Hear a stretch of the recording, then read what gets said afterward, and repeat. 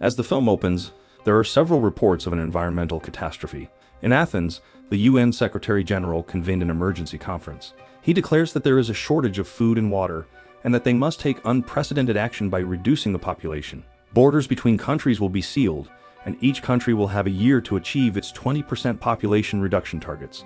Next, a large crowd is seen waiting in line for water while clutching umbrellas to protect themselves from the sun's beams.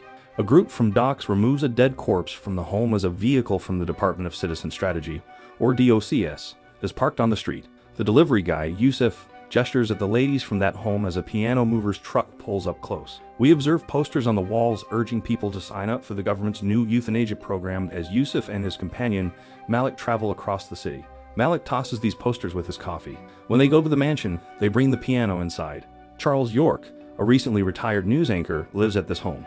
One might hear a professor defending this euthanasia practice in an interview on television. Jared is his name, and he is Charles' child. The program is only open to those who are over 18, and Jared claims he is in favor of lowering the age requirement when questioned. When he talks about his 10-year-old kid, the interviewer interprets it as if he is advocating for his son to join. He claims that they have fallen well short of their 20% commitment to the Athens agreements. After Yusuf and Malik purchase the piano for Charles' room, Malik yells at Jared for not enlisting when he sees him on TV. He quickly apologizes to Charles, but he feels the same way and doesn't think highly of his own kid. A family photo is shown with Charles, Dawn Kim, his spouse, their kids, Jared, Rachel, Ashley, and Noah, their adopted son. Dawn's in the kitchen preparing food. When Charles gets there, he throws booze down the sink. Charles is having a family dinner and has invited his kids. He speaks with Dawn, telling her that it was a fantastic idea to move the piano into the space and that it fits. He extends an invitation for her to come see it. Charles gives Dawn a hug and consolation as she silently tears and doesn't answer. On TV, there's a message about docs informing people that it's not a military branch. The trial of York Therapeutics for a lawsuit is the subject of the following news. Rachel, the CEO of York Therapeutics, is Charles' daughter. As soon as Jared comes home, his wife Beth calls him before he enters. She informs him that their son Lucas heard his remarks about their kid in the interview and has been sobbing ever since, and she is upset with him for them. He tells her the interviewer misrepresented what he said. He offers to speak with her and take her to see him later, but she hangs off the phone. He goes to the kitchen, grabs a glass and heads to the wine cabinet, only to discover it's empty. He asks, "Is Noah coming?" And Dawn responds, "Yes." It seems that Noah struggles with addiction. Charles changes into a smart suit in his room and opens the window to let in some natural light by removing the covering. Charles welcomes Rachel and her daughter Maya when they arrive. When Rachel threatens to leave, he lets her attend the dinner even though he only wanted adults to attend. This infuriates him. She merely scoffs and turns away when he questions her about the case. When Noah gets close to the villa, he lacks the bravery to enter. He gives his girlfriend Grace a call. She attempts to make him feel better but recognizes his predicament and advises him to go home if he feels uncomfortable. His half-sister Ashley shows up as he is leaving and requests to accompany her. She doesn't know either, but he asks if she knows why Charles invited them. When he tells her Grace is his girlfriend, she becomes agitated after seeing her name on his phone. She had been sober for a long period when he first met her at the AA meeting. He expresses regret for keeping it a secret and swears not to do so in the future. When they go to the villa, Jared and Rachel exchange glances while Charles meets Noah with emotion. Dawn serves them dinner as they all settle down at the dining table.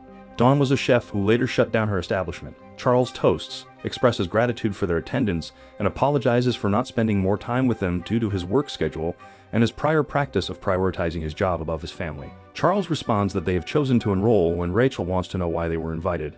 Rachel becomes enraged and begins to swear since she didn't get a warning, so she could have left Mia's house. Mia storms off the table as an irate Charles orders her to stop talking. Charles explains that he enlists now with Dawn in order to protect the family from future enlisting, saying that he would not be able to watch if one of them was recruited since that would break his heart. According to Jared, parents may substitute for their children in the one person per household allowed by the laws. He emphasizes that they won't be contacted as these guidelines aren't meant for wealthy and powerful individuals like them. Charles rejects Jared's request to cancel the enrollment because he doesn't want to take a risk. Dawn responds that as a well-known person, they may serve as role models and encourage others to join when Rachel questions her about why she is doing it. Ashley charges her father of using this to improve York's standing and further his own fame. Noah becomes aggressive and gets up from the table. Noah attempts to persuade his father in the living room that the government is fabricating the data and that they have already fulfilled their 20% commitment, but that they are still recruiting in order to remove certain social groups. The government offers $250,000 to the enrolled person's immediate family as an enticement to join.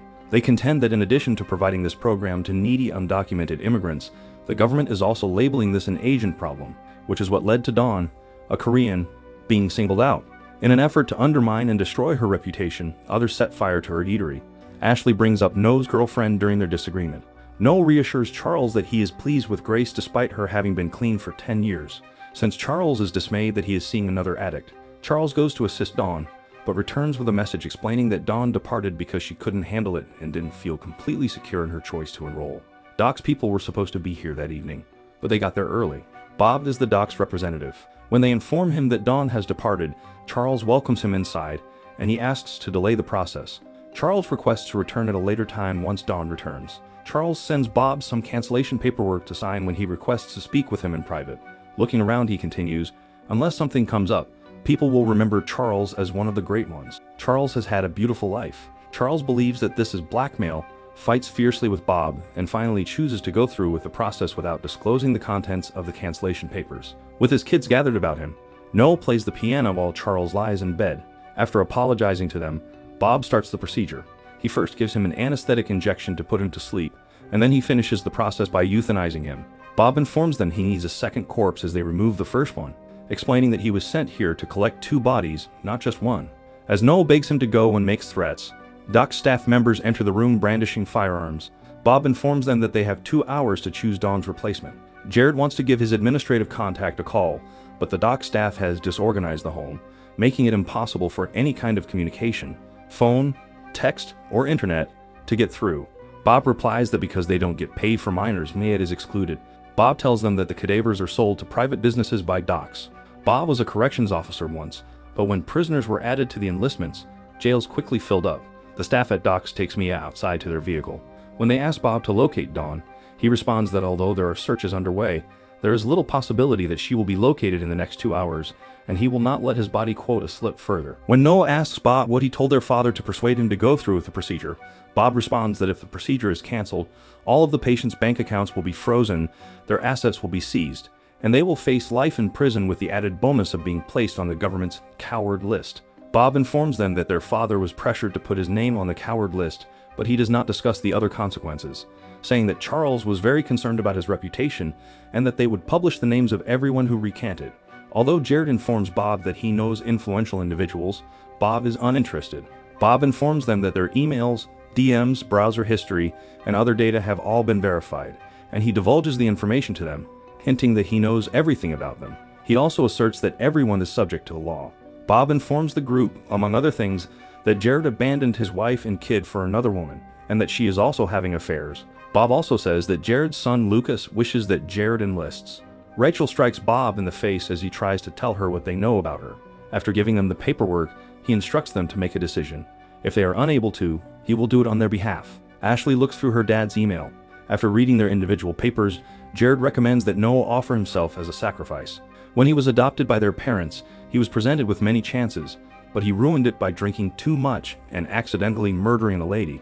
When Ashley and Jared fight, Noah encourages them to stop. He tells them he came today to apologize and requests cooperation from them.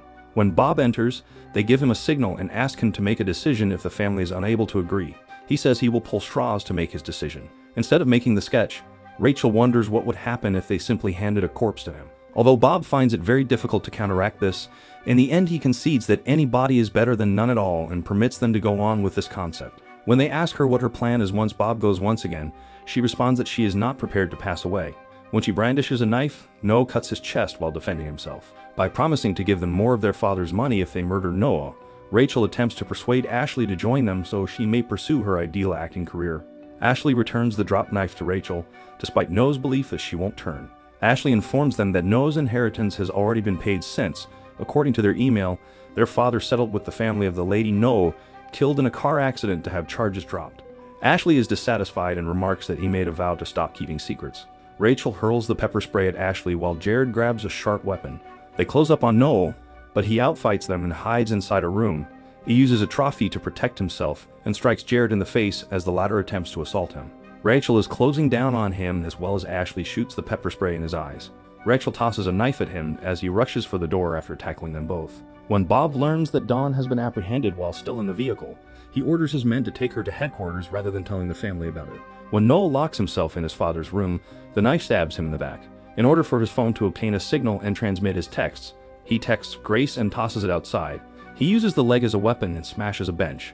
He heads to the kitchen, where he puts on an apron and puts a dish inside to create improvised armor. Ashley is there, and she apologizes. As they emerge to find the others, their attention is drawn to the photos of their early years. When Rachel and Jared show up, Rachel stabs Noah in the hand and nails it to the wall while Noah is staring at them. Ashley flees as he begs her for assistance. After releasing himself, he dashes inside the chamber and shuts the door. He takes up a baseball bat and hurls it at Jared as he breaks the door, stabbing Rachel in the neck with a fork in the process. They tie up and restrain Noah while the struggle goes on. Bob informs Mia in the vehicle that his wife enrolled on day 14 and that she had Parkinson's disease. Rather than die in vain, she made the decision to collect the money.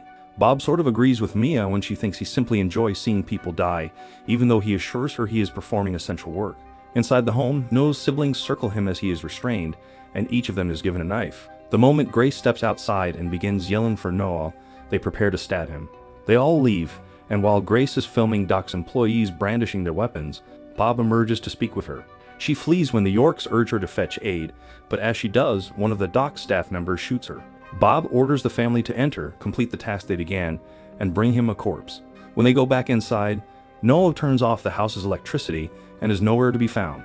Using a torch, they begin scanning the area and seize some kitchenware to use as weapons. When they locate Noah, he stabs Ashley and turns on them. Rachel begs him to release Ashley from the strangulation and announces that she would volunteer for the surgery. She requests that he look after Mia. Jared and Ashley both volunteer for the process at the same time, claiming to be horrible siblings. At this, Noah becomes more reasonable and advises that they execute Bob instead of requiring them to volunteer. Now, while Bob waits in the vehicle, collectively care to Ashley's knife wound. As the time runs out, he and one of his guys enter and find Ashley unconscious and lying on the ground. Bob searches the other people for weapons as they arrive. Ashley opens her eyes and stabs the other guy in the leg as he turns to move around. After drawing their blades, they kidnap Bob and his bodyguard. As more soldiers barge in, Jared grabs the rifle. Ashley really faints as they seize their firearms and hold him captive. Bob manages to free himself, but Jared strikes him with his rifle, knocking him out. He is ready for the treatment when he awakens. He believes Ashley to be the dead corpse he finds on the ground. He threatens to give custody of their kids to the authorities if they murder the Doc's employees. He finds out that the guard who shot Grace is buried under the dead corpse on the ground. He informs them they have Dawn and attempts to reason with them. The television goes dark when Noah injects him with the anesthesia. Bob is alive. Grace and Ashley were declared procedure enlistees, and Bob announces their brave enlistment, showing clear signs of discomfort, suggesting that they have blackmailed Bob to do their bidding, and the euthanasia program continues. Noah is at a concert, playing the piano while his family watches from the audience.